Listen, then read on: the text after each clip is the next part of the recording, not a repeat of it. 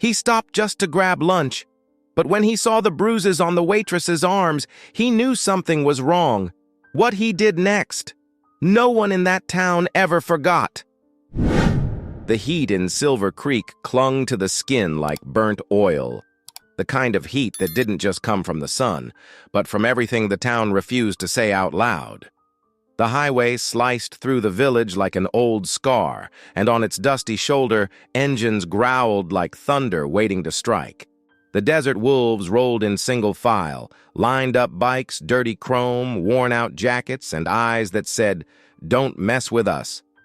There were 7 of them, led by Jack, the only one not wearing sunglasses. His eyes didn't need shade. They carried the weight of someone who'd seen too much and spoke little because he knew the cost of words. They stopped at Desert View Grill, a roadside diner with a faded facade and the smell of fried meat mixed with trapped despair.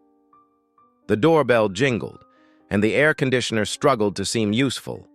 Olivia came to take their order with a notepad and a smile far too rehearsed. Her uniform was stained, her hair hastily tied back, and on her arm, barely hidden under a rolled-up sleeve, was something dark and bruised, a signature of violence. Jack noticed.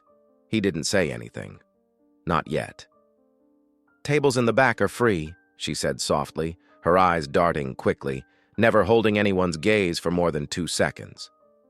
As she passed by Jack, the smell of cheap shampoo and fresh fear hit him like a memory. He followed her with his eyes. He wasn't the kind of man to take sides on impulse. He'd made that mistake before. But something in that scene twisted his gut. It wasn't just the bruise. It was the silence around it. The way the other waiters looked away. The way the customers pretended not to see. They sat down, ordered food. Olivia returned with their plates, never lifting her eyes. When she walked away, Jack stood slowly and went to the counter, where a man in a crisp shirt and an oversized watch spoke with a voice too firm for such a small place. "Need anything else?" the man asked, curtly. Jack stared at him. The man was shorter, but carried himself like he owned everything: the diner, the people, the fear. "Just want to know who runs this place."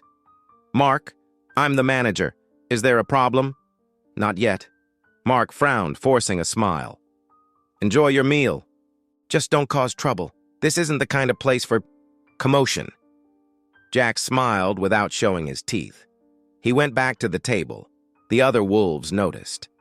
No words were exchanged, but their looks spoke old codes.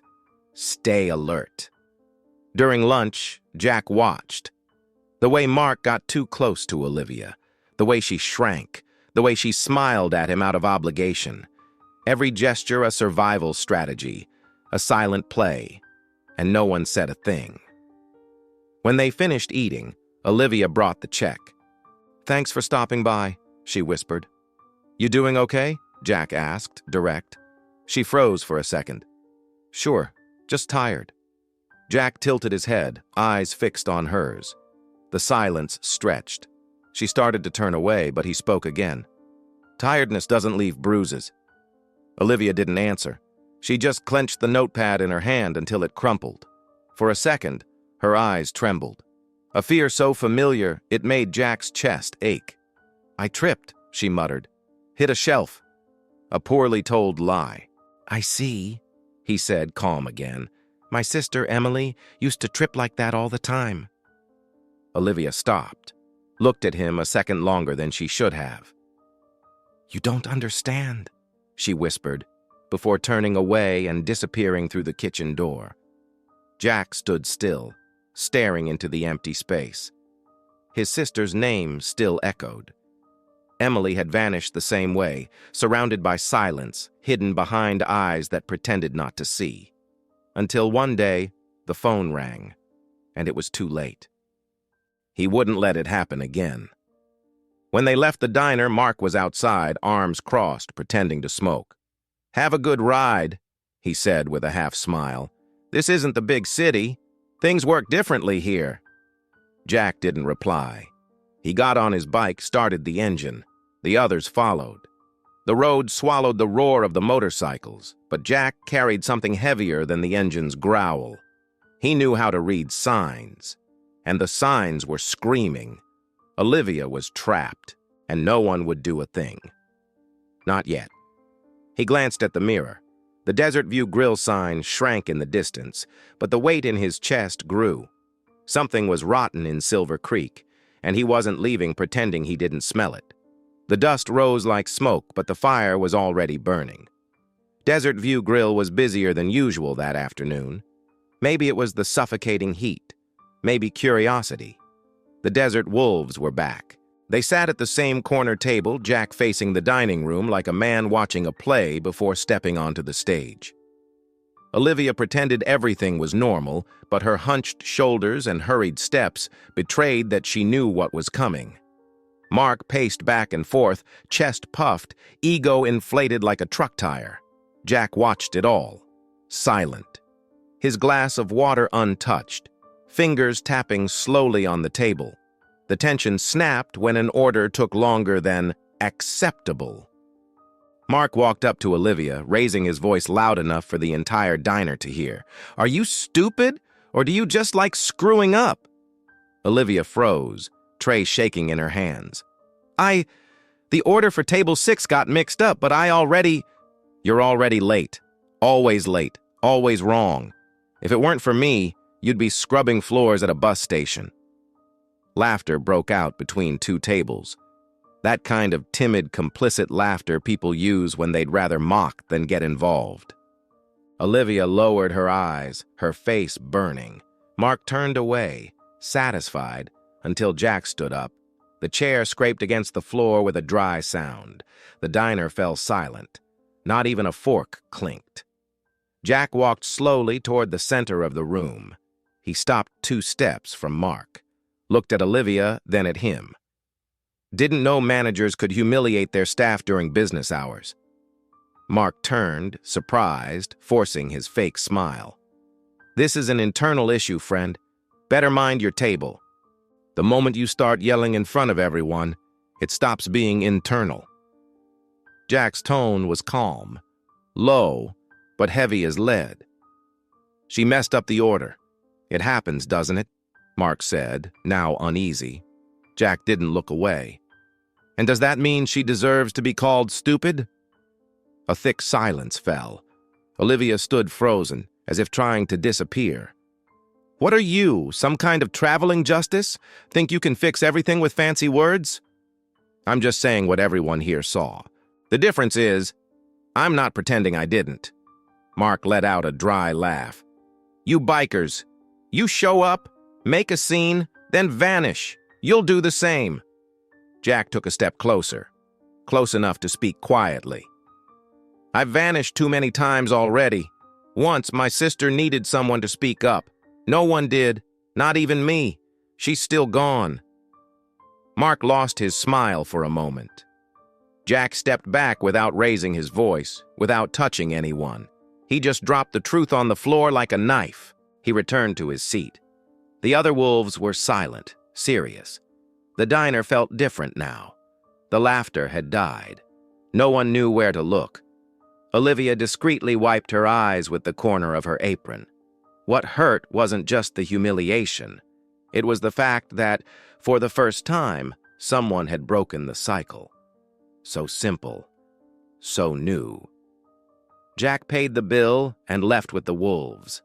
Outside, an old man nodded at him. Nothing more, but there was respect in the gesture. Inside, Mark pretended to keep working, but his authority no longer felt solid. Word spread. In the market, at the gas station, on the sidewalks. Who was that biker? Why did he stand up to Mark? And why did he sound like a man who knew what he was talking about? That night, the manager gathered the staff. With a bitter tone, he announced, "Olivia's dismissed. Disrespectful attitude. Not a good fit for the team." She listened in silence. Didn't ask why. Didn't beg. Just took off her apron and left with her head down, heart racing, stomach twisting. She thought about rent, food, loneliness. Wondered if she'd made a mistake not denying what Jack had said, if she should have kept pretending. At her door, There was a plain envelope. No name. Inside, a handwritten note. Steady and clear. You don't have to stay where they hurt you. Come to the Lantern Cafe, Central Street 23. Isabel. Olivia read it 3 times before it made sense. Isabel? The woman she barely knew. The one who ran that little cafe up in the hills? She sat on the step, not knowing whether to laugh or cry. For the first time in months, someone had reached out. No strings, no demands. The next day, as she crossed the square, she overheard 2 old women whispering. It was that biker, the tall one, stood up to Mark. They say the girl left Desert View Grill because of him. I heard she's gonna work with Isabel, the one from Morante. A brave woman, that one. Olivia walked on in silence. For the first time, her name was on people's lips, not as a victim, but as someone who might have escaped. On the horizon, the wolves' motorcycles rode in a line. Jack eased on the throttle, unhurried. Like a man who knew the story was only just beginning. Mark wasn't the kind of man who accepted losing, least of all to a woman and a biker who'd appeared out of nowhere. The diner's chuckles had turned to silence. Eyes that once looked down now hesitated. Olivia had left through the front door, and the town was starting to ask questions. Worst of all, people didn't fear him the same way anymore. He had to remind Silver Creek who was in charge. The first week it was subtle, a smear of red on the side wall of the Lantern Cafe, in Great Bitch. The second week, the cafe's lock showed signs of tampering. The third, a rock flew through the kitchen window, shattering dishes and the little piece Olivia had managed to build. She didn't tell anyone. Not Isabel. Not the police. But Jack knew. He always knew. The afternoon the glass was still on the floor, Jack's bike stopped in front of the Morante. He walked in without a word, sat at the counter, and looked at Olivia. He started, she said, voice flat. It's going to get worse, Jack replied, like someone warning of a change in the weather. But you're not alone anymore. That same day, the Desert Wolves showed up in formation. They parked around the block, not with threats, not with weapons, with presence, watchful eyes, bodies positioned in the right corners. The town noticed. Mark noticed, too. 2 days later, 2 men started circling the cafe, caps low over their faces, always standing on the other side of the street, pretending to smoke, watching. One of them, Jason, was known to the police, never jailed for anything major, but everyone knew he did jobs for whoever paid. The other was a nameless type with a loose dog look. Jack saw them. He didn't react. Instead, he started moving through the town, talking, at markets, on corners, in repair shops. He listened more than he spoke. Some doors closed, but others, surprisingly, opened. I used to work with Mark, said a waiter from the old crew. He messed with every new girl. The ones who complained, he fired. Once he cornered one of my co-workers in the walk-in. She left crying, left town. Jack didn't take notes. He just listened, stored everything. I never had proof, but he cooked the books. It was obvious, said a former accountant. But the restaurant's owner lives in the capital. He never comes here. Left everything to Mark. Each conversation was a piece of the puzzle. And deep down, Jack knew. This wasn't just about Olivia. It was about Emily, too. He remembered that night perfectly, when she'd come home with red eyes and ripped clothes.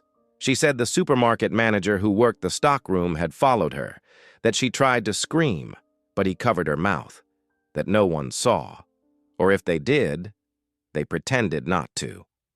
The police report went nowhere. The manager kept his job. Emily sank.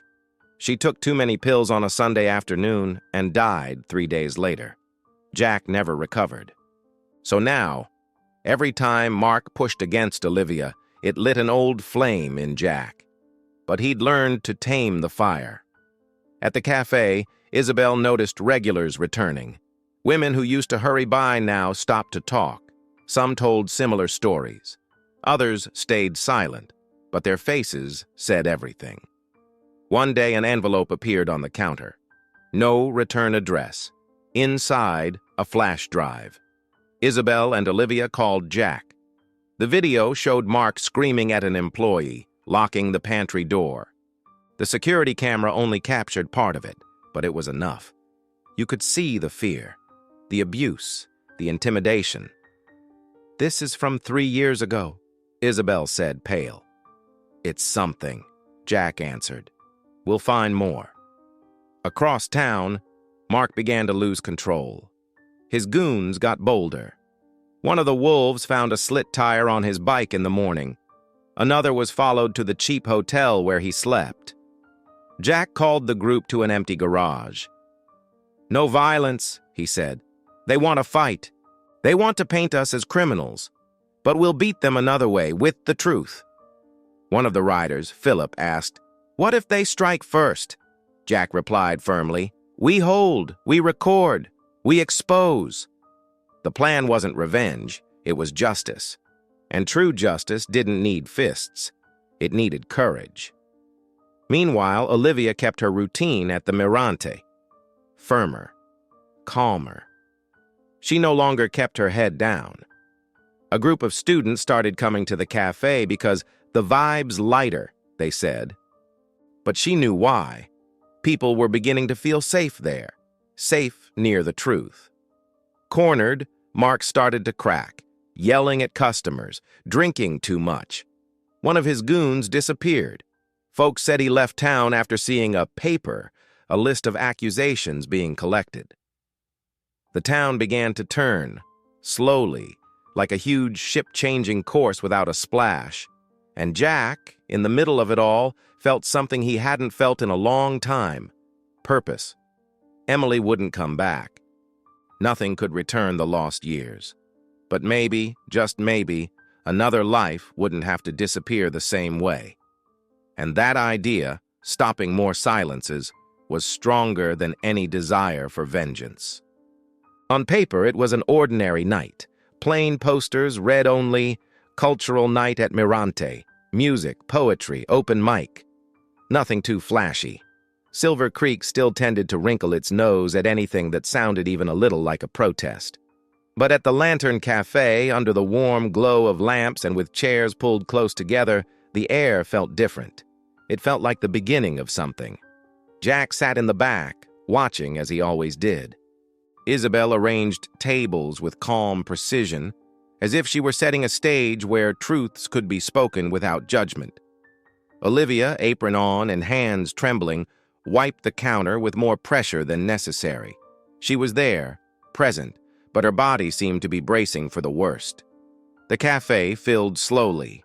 Familiar faces, students, discreet older women, 2 mechanics, a high school teacher. No politicians, no priests, no reporters. But the right people were there. The ones who listen in silence and carry unnamed stories.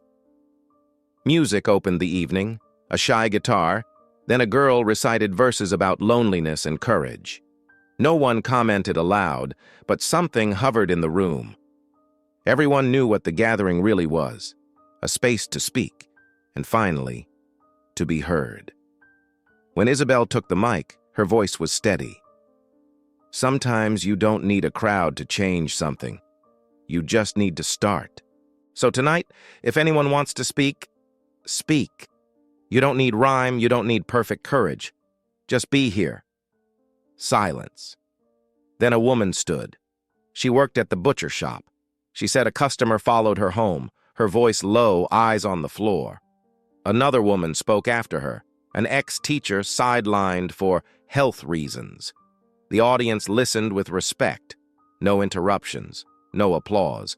The listening was dense, heavy, real.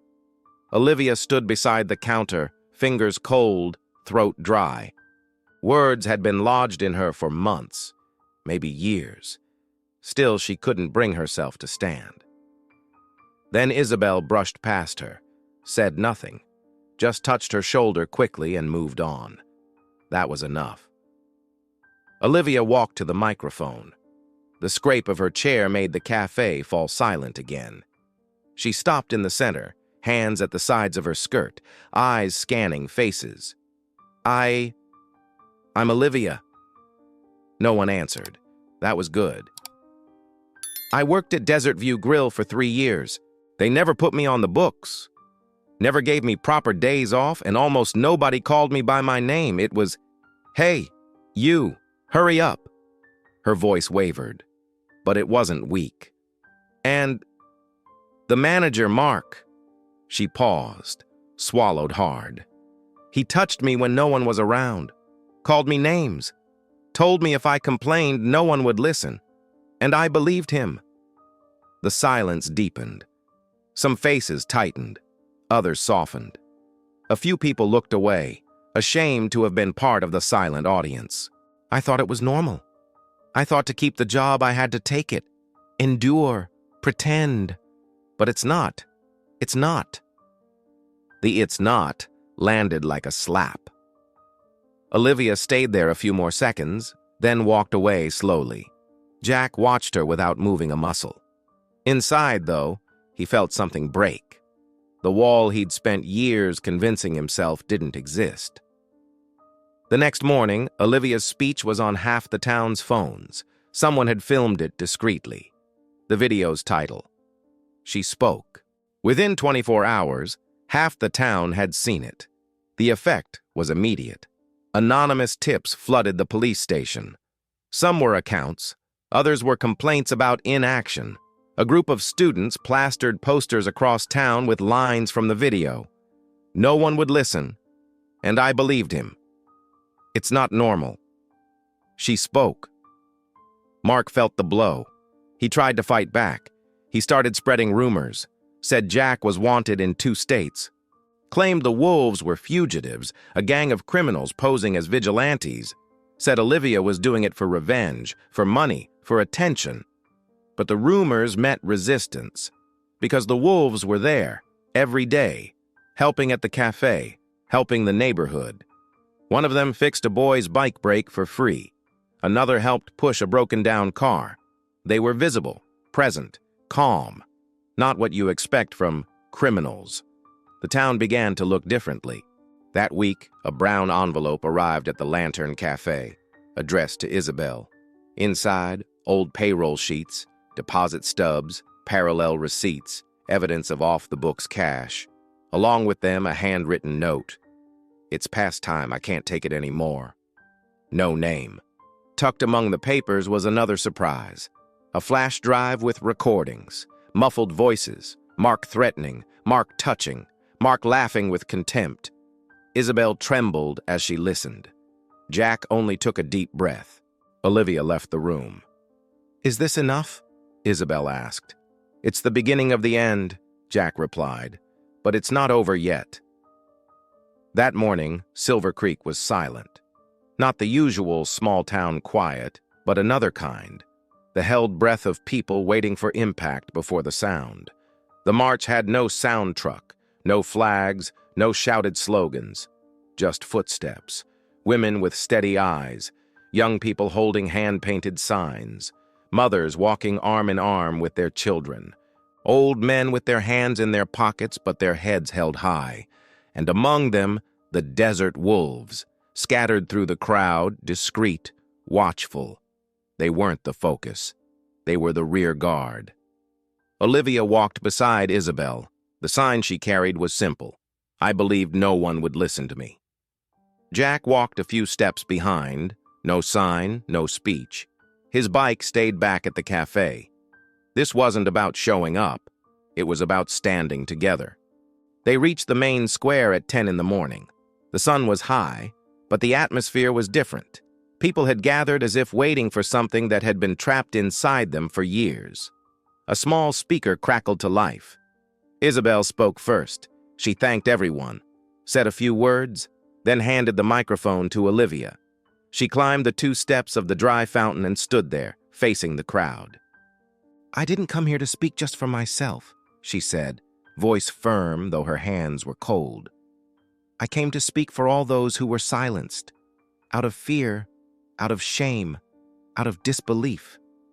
Pause. A long breath. The whole town knew. or suspected, or pretended it wasn't their problem. But today I know it was. It was everyone's problem. The silence in the square wasn't apathy. It was listening.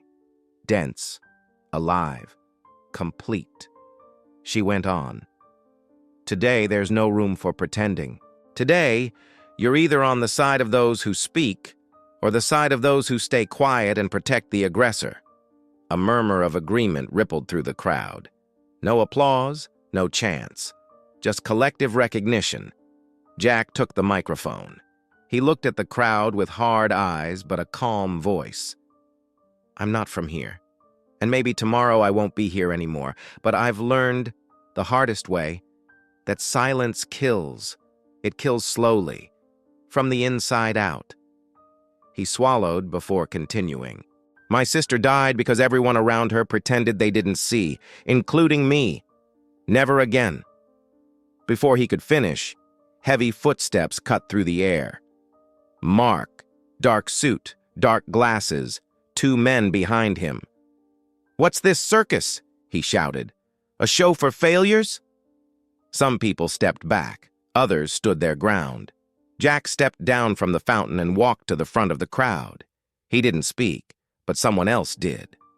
You harassed me too. A woman from the edge of the square, her voice steady.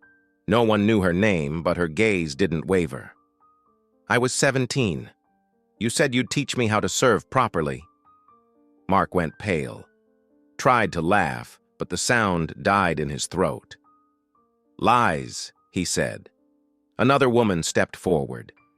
During my shift, you'd touch me when no one was looking, but now I see. And I remember. Then another. And another. One from each corner of the square. An older woman with a headscarf. A girl in a pharmacy uniform. A woman pushing a baby stroller. Mark started backing away. This is a setup, he shouted. They're defaming me. But no one moved. No one screamed.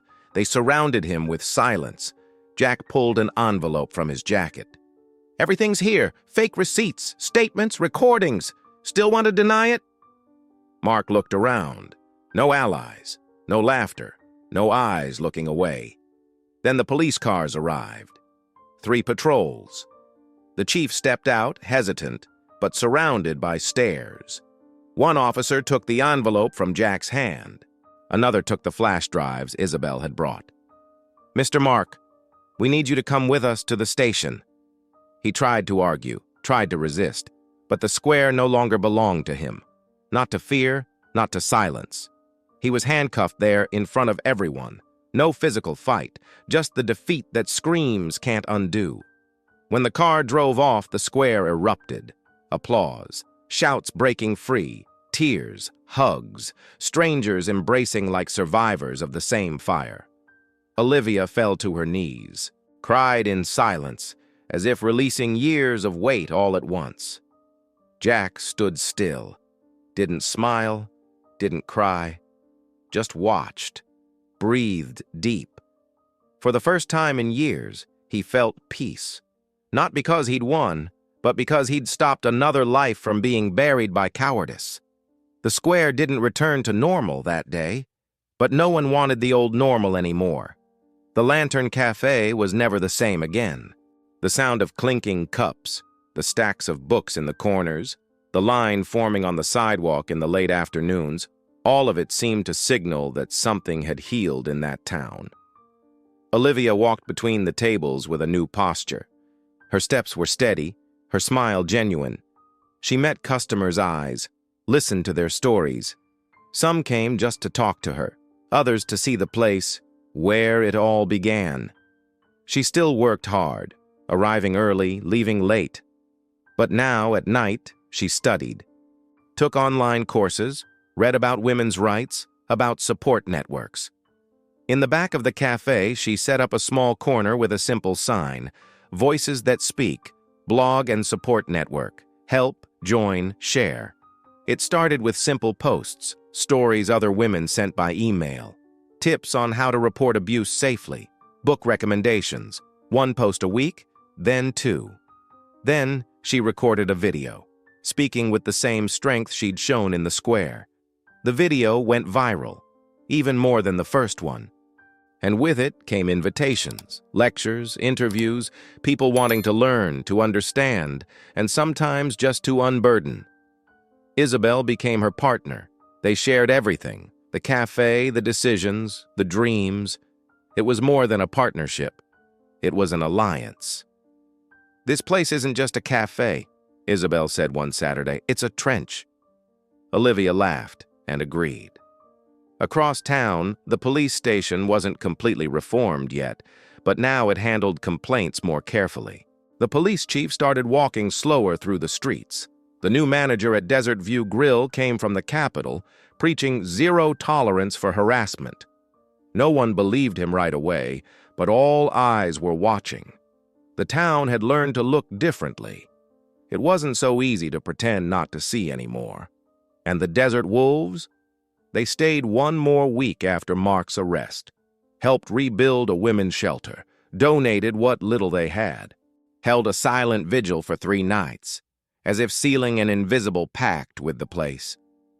On their last day, Jack entered the Mirante early in the morning. Olivia was already there, arranging a new shipment of books. "Time to go?" she asked, unsurprised. "Time to let it walk on its own," he said. She nodded, handed him a mug with the cafe's name engraved on it. "So you'll remember where you started to change too?"